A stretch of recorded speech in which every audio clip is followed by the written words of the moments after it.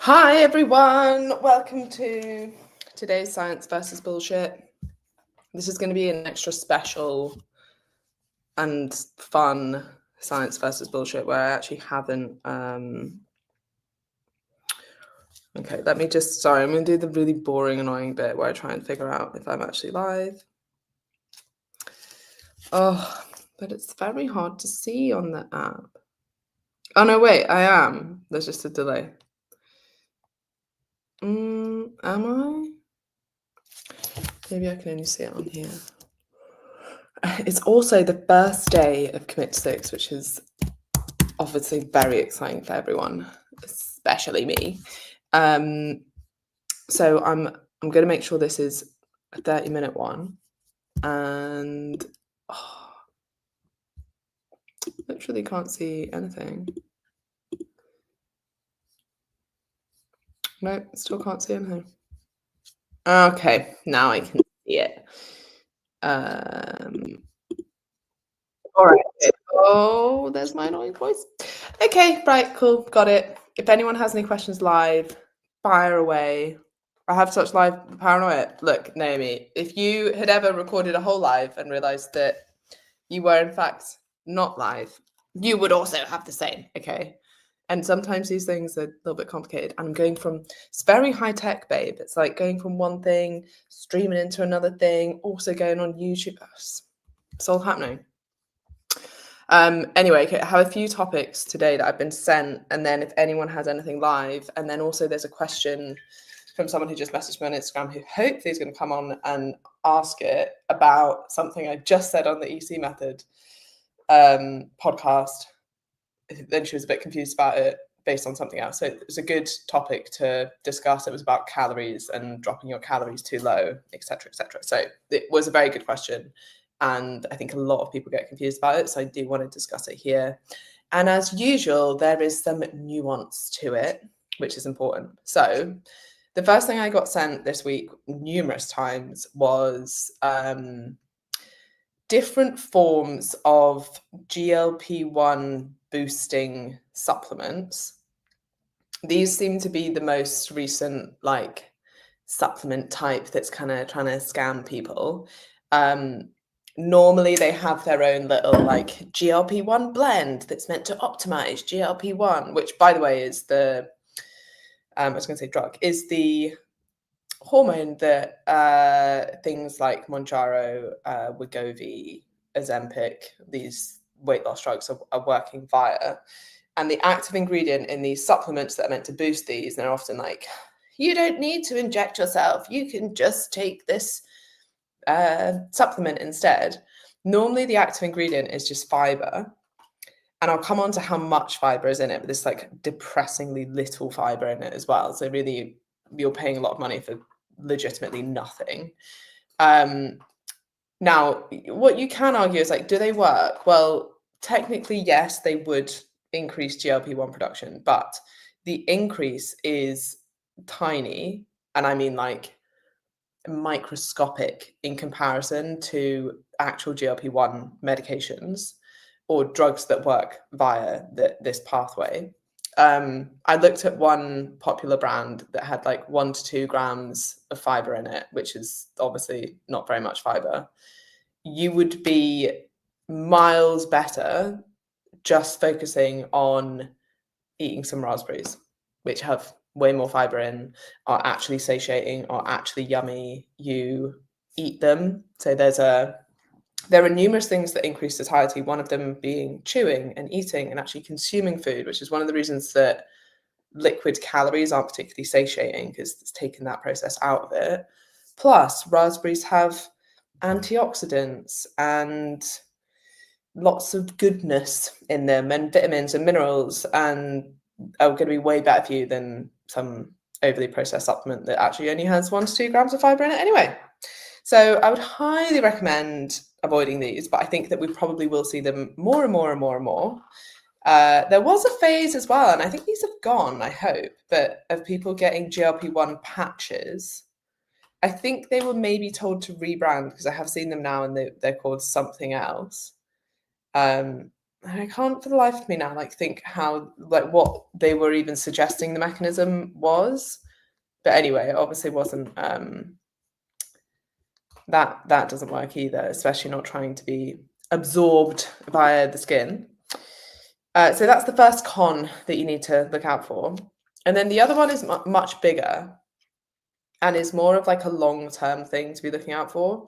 And this is just like generally the menopause con, which is claiming that everything is completely different for menopausal women, and then kind of either using like their own anecdotal evidence or just like waving the feminism flag of like, look how different women are, look at all these hormones we have to deal with. Of course, it's completely different for us.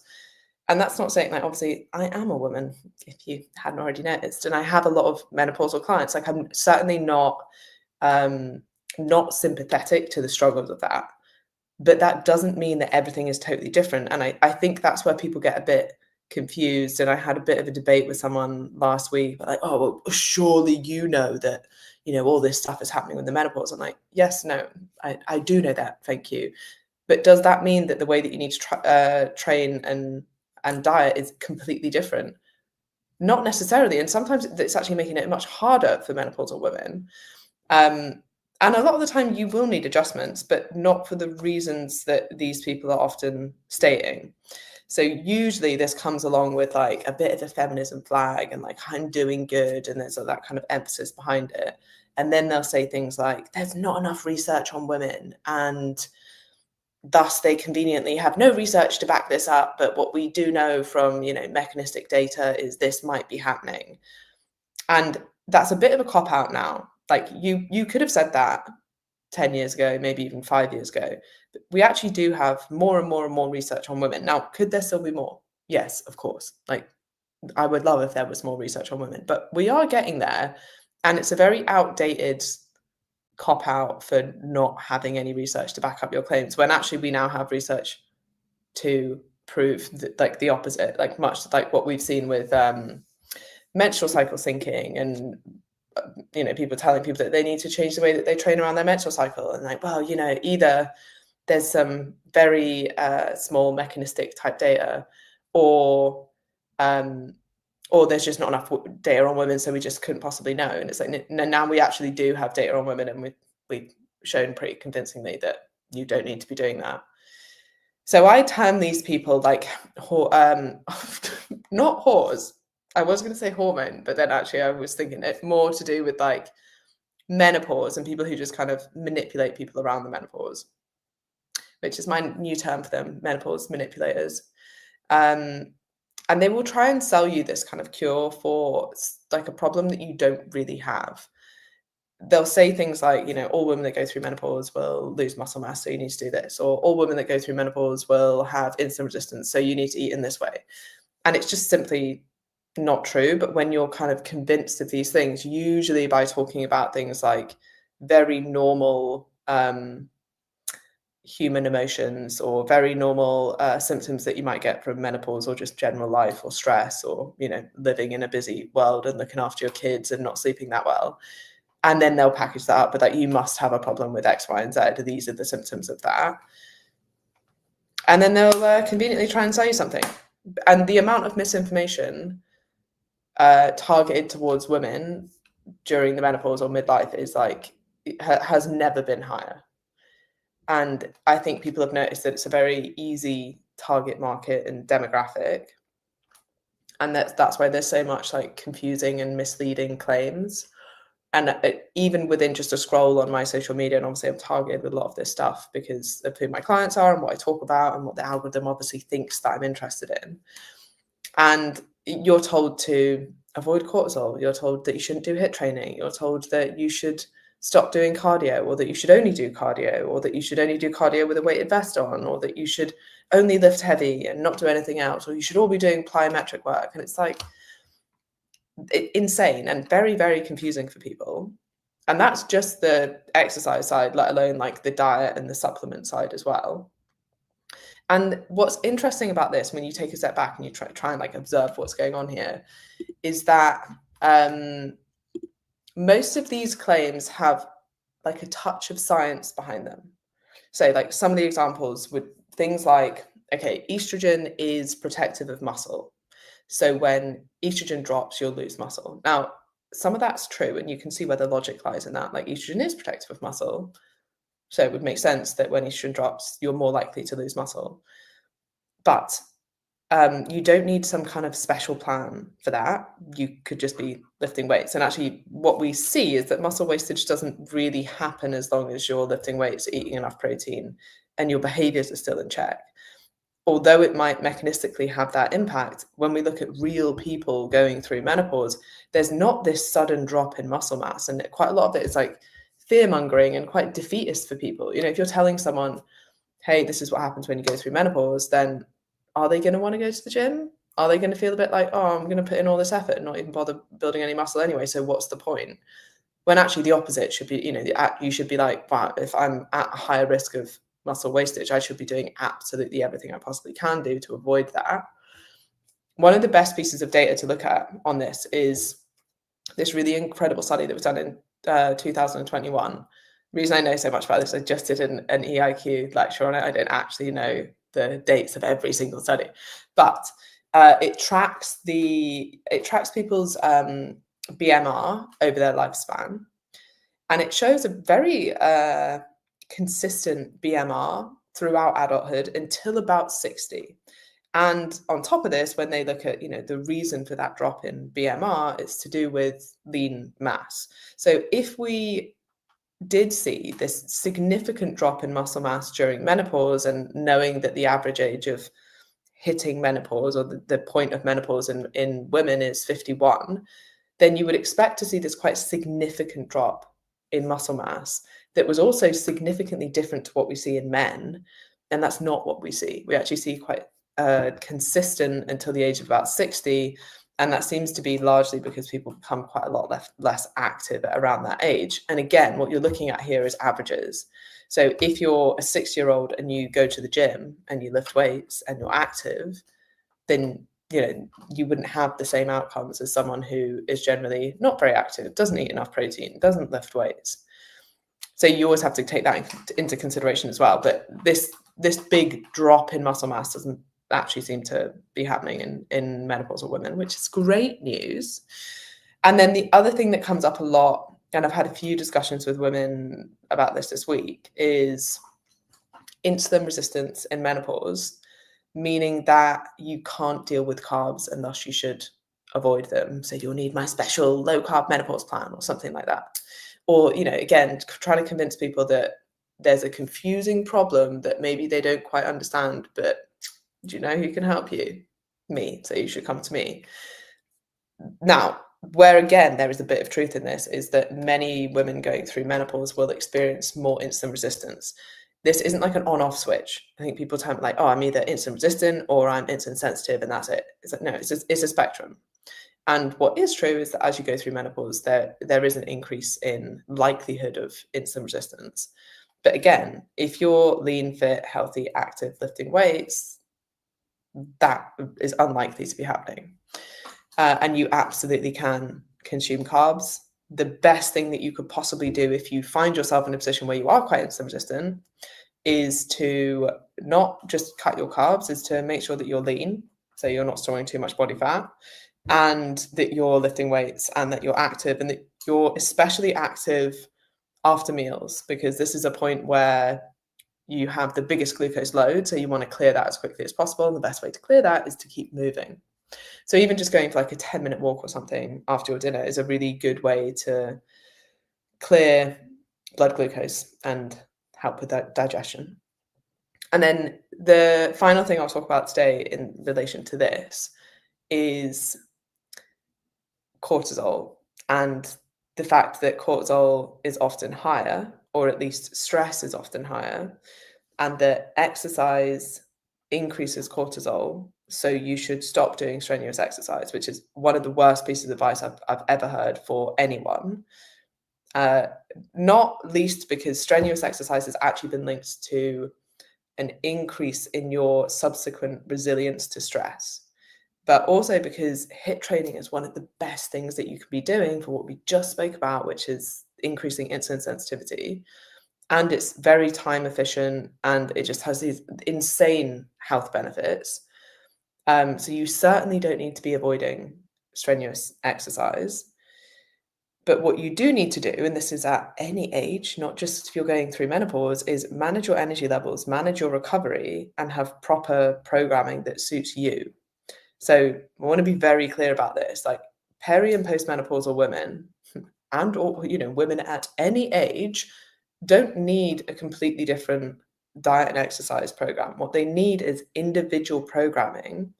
And someone, especially if you're going through perimenopause and you've got a lot of symptoms, someone who understands your symptoms and understands what's going on and can adapt your training to suit you. That's what you need, not some generic menopause plan. That's the last thing that you need. So don't be conned by this like clever marketing and then like drops of quite misleading science. Because I get sent this so much and like, what's this person talking about? And I'm like, well, they're not totally wrong, but they're misinterpreting it and then applying it in completely the wrong way, or making it mean like way more than what it does mean. And then it's quite hard to debunk, because I can't be like, well, now that's totally bullshit. You should completely ignore that. But equally, it is bullshit. They've just used a little bit of science. Does the menopause cause metabolism to slow at all? Not specifically the menopause, no. Much more, or not to a meaningful extent anyway, much more to do with your activity levels and your lean body mass. And the other thing I will go over is this question that I was just asked on Instagram, because I don't think I said this, but maybe it was like misinterpreted. I don't know. But anyway, she's replying to my story. And what it says on my story is, I cannot emphasize this enough. Do not create a deficit from your basal metabolic rate. And what I mean by basal metabolic rate is like, if you were in bed all day, technically this is your resting metabolic rate, but same principle. If you were in bed all day and just did nothing, just to stay alive, you would need a certain amount of calories. That's known as your basal metabolic rate, or your resting metabolic rate. And a lot of people use the term metabolism to explain that. Now, metabolism is used in such different ways that it's become like quite hard to basically can be used in different contexts. But if we just defining it as that, your basal metabolic rate, your energy requirements when you're not doing anything. And the reason I was saying that is because someone asked me on the story before, a nutritionist told me to eat 1,200 calories because I have PCOS. I think my basal metabolic rate is 1,600 calories. Does this sound right? And I said, no, you should be creating your deficit from your total daily energy expenditure, not your BMR. And the reason that I say that isn't because of, how am I going to explain this? So then I got a question from someone in my messages that basically said, can you explain this to my simple brain? I just listened to an episode of the EC method saying there's no such thing as too little calories. So my brain has zoomed in on that. I aim to be as disciplined as possible in an energy deficit every day, but wondering if there is context to that. Yeah, so basically the context is, I don't know what the context to what I was saying in that podcast was, but if it was me saying it, then basically what I meant is, you can't technically be eating too little to lose fat. Can you be eating too little to consistently lose fat, given that you're a human, not a robot, given that you probably want to enjoy food, live your life, have some energy, not be malnourished? Yes. But when people are saying like, oh, I just wasn't eating enough calories, that's why I've not lost fat, like, that's not true. It's always like an adherence problem. Now, would I suggest that someone just drops their calories as low as possible? No, for various reasons. And this is why most people will suggest, and this is quite a crude suggestion, but is like quite a decent start point for the vast majority of people, is that people would suggest that you take maybe 10 to 15% off your total daily energy expenditure, not your BMR. So your total daily energy expenditure is made up of your BMR, your calories that you burn doing exercise, the calories that you expend digesting food, and the calories that you expend just like walking around. So your NEAT, your non-exercise activity thermogenesis, or if you're me and I clearly use my hands all the time, Your gesticulations. I wonder how much I expend just being very, I don't know what the right term for that is. Just by using my hands lots. I don't know. Anyway, most people will suggest taking like 10 to 15% off that, which works for most. Some people will take 500 calories off. That works for some people, but for example, if you're a small woman, that could leave you with very, very low calories that make it very hard to stick to. So I tend to go off a percentage. To be honest, I don't really use either anymore. I tend to go off like a bit of science and a bit of calculation, but mostly knowing people and knowing what works and knowing what doesn't work.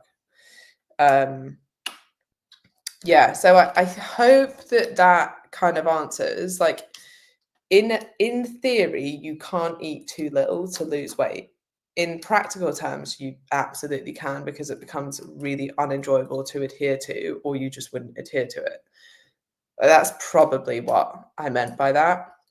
But if you do have any other questions on that, or it's confusing, then let me know. But yeah, I think a lot of people who are like, hey, you're just eating too many calories, let me reverse diet you up to all these calories and this is what you need to do and buy my plan, like, that's horseshit. All they're doing is increasing your calories so that you actually stick to your calories, and then shock, you end up losing weight. Naomi, 300 calories a day for flamboyant arms. Yeah, I think so. You know, if anyone's not tried just moving their hands around a lot and gesticulating all the time, like, highly recommend. It's one of my favorite dieting approaches. Okay, I'm going to keep this one short and sharp because now I need to go over and do the welcome for Commit 6. So have awesome days. Keep any questions coming in. Hopefully that was useful. And if you did find it useful and want to share it with anyone who specifically is being conned by menopause manipulators, then please do share away and have incredible days. Bye.